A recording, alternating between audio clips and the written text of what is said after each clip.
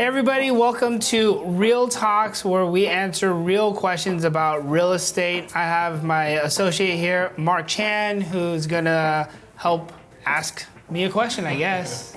All right, today's question, and this is a question that I'm even personally curious about and what you have to answer. Houses versus condos and townhomes, right? So I think in the market that we live here in Southern California, real estate prices are just so expensive. So a lot of first-time home buyers, you know, they might want to move into a house, but it's just not affordable, right? They can't do it. So what's your take on, you know, moving into a condo or a townhouse versus moving into a house? What are kind of like the pros and cons that you would kind of suggest? Condos, townhouses are really good alternative single-family homes, as you had just mentioned, because home prices here in LA are just skyrocketing so high. So it is expensive and it's hard to get in. I'm a firm believer that the earlier you get into real estate, the better it is, because over the long haul, you know, real estate tends to just appreciate in value. So if it is just getting into a condo first and then building later on down the road, as you build more equity, that can help you when you're ready to decide and you can build or you can purchase an actual single family home. Now, there are going to be pros and cons with a house compared to a condo.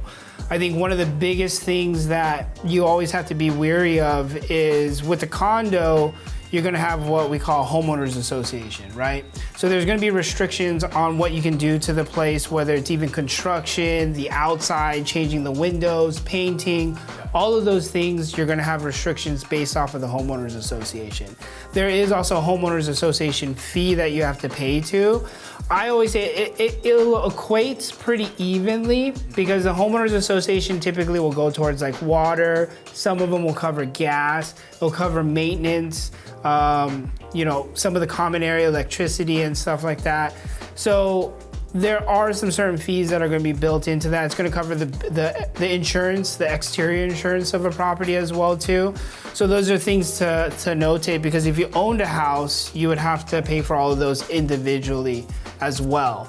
So it's not like you're just paying into this and that's it. But what I caution is when you do purchase a condo or a townhouse, you should look at the HOA documents very carefully in terms of the rules and regulations of what you can and can't do in the property, plus what is the money being spent on? And do they have high expenses, right? Because one of the pitfalls could be is, you know, you could end up moving into a place where there's maybe a lot of, let's say, roof issues or plumbing issues that the HOA would have to pay to fix, right? And because you're part of this homeowners association, that is where your money is going towards.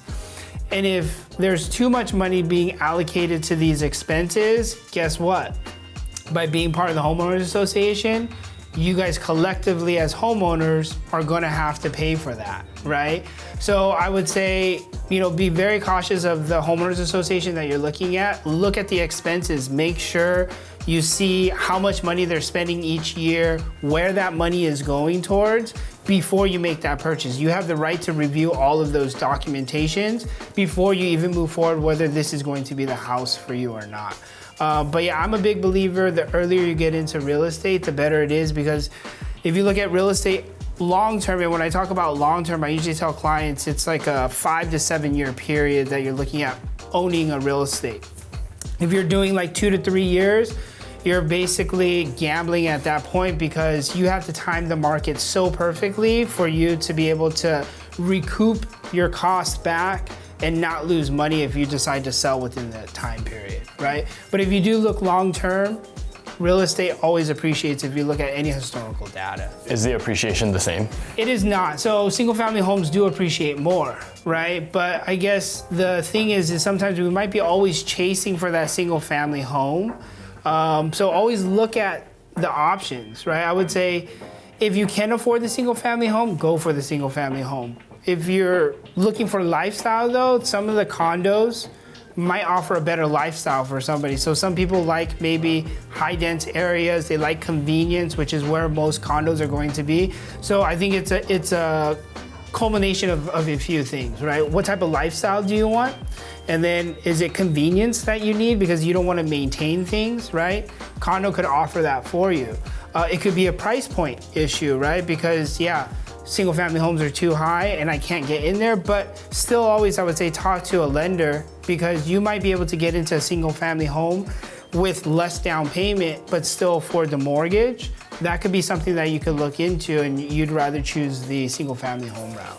I know that you kind of took the opposite route of what you just described. So your first purchase was a single family. Correct. And now you're in a condo. Yeah. What was the decision behind that? So that was lifestyle, right? So I chose that, hey, I didn't want excess real estate that I wasn't using, and plus just being in this business, I'm constantly out and about going places and I'm not home too often. So I chose, okay, I want convenience factor, right? I can go downstairs, I can walk across the street and I'm at the supermarket.